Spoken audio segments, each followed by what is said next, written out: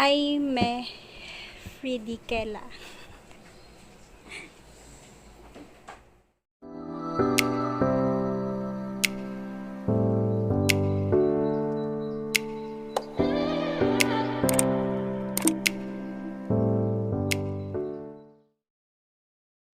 Hi guys, this is Ames and welcome to my channel. So maiba muna tayo ngayon kasi mag-unbox tayo ng dalawang kahon na nabili namin nung nakaraan. So few days back. And tignan nyo naman kung gaano ito kalaki compared sa workstation ko. And ang laki talaga niya, sobrang bigat pa. Huwag nyo nang pansinin yung pa ako. So, this is the Epson L120. Epson 120. Hindi normal print ang gagawin natin dito, but sublimation.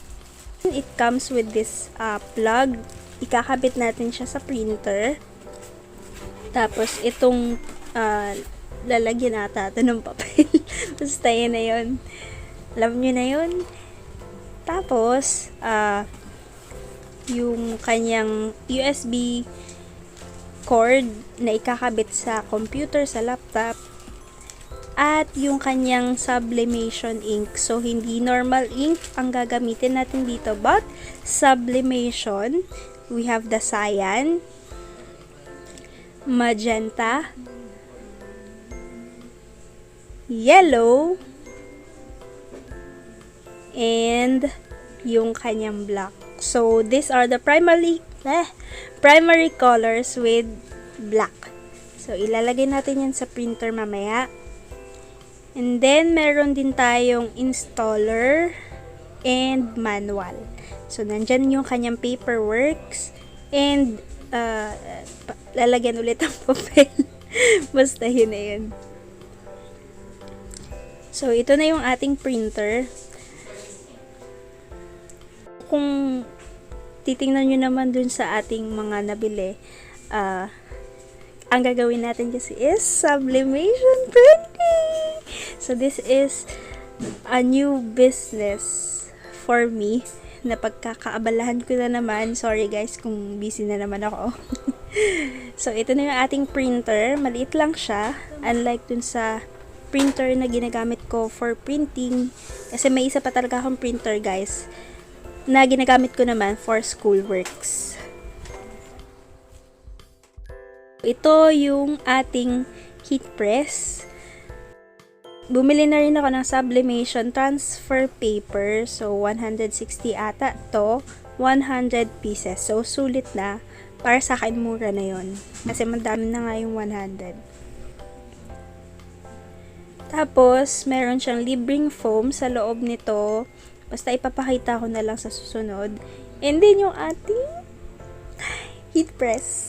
Yes. Ang laki niya, hindi ko in-expect. Kasi yung in-expect ko mas maliit. Pero, itong size nito is 15 by 15 by Cuyi 20 kilograms ata or 24. Hindi ko sure. I-indicate ko na lang dito sa screen. Ilalagay ko yung details. So, yeah. Ito siya. Isa-set up ko naman yung ating printer. Kasi pinalagyan ko na siya dun sa binilhan ko ng printer and heat press ng waste tank dun sa printer para dun na dediretso yung dumi ng ink. And then ang sabi lang sa akin, mag-prepare lang ako ng waste tank kahit bote lang na pupuntahan ng maduming ink. So, kailangan yan guys para hindi madaling masira yung ating printer. Yung ating Epson L120 ay nabili ko ata for about 10,000 pesos. And yung ating heat press naman is about 8,000. Don't worry guys, ilalagay ko yung lahat ng details sa description box, pati yung shop na pinagbilhan ko. Kasi yung bumili ako, nag-inquire muna ako sa page nila and then binigyan nila ako ng link ng online store nila. But kasi ako gusto ko makita ng personal bago ko bilhin, pinuntahan ko yung shop nila mismo sa Odeon Mall sa Recto Avenida. Okay, nandun yung mismong store nila. So, ito yung Printbiz. Basta yun. Makikita nyo naman yung FB page nila. Ilalagay ko yun sa link. Sa description box. Basta. Inaayos ko na lang to guys para itatry natin mag-print ng t-shirt. Wala talaga akong alam dito guys. Ni-YouTube ko lang siya. Inaaral ko pa siya ngayon. And kaya ko to binili. Hindi lang for YouTube, hindi lang for eme-eme.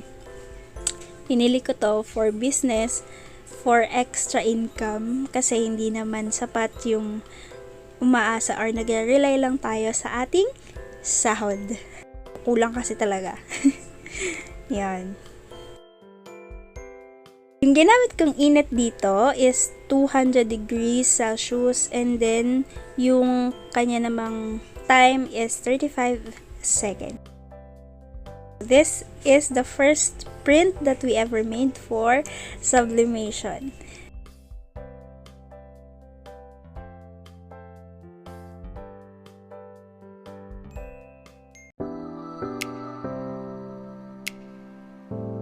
So that's it for this quick video guys. I hope nagustuhan nyo tong video na to. And don't forget to like, comment, share, subscribe, hit the notification bell so you will be updated whenever I post videos like this and some more art videos. Thank you for watching. Bye!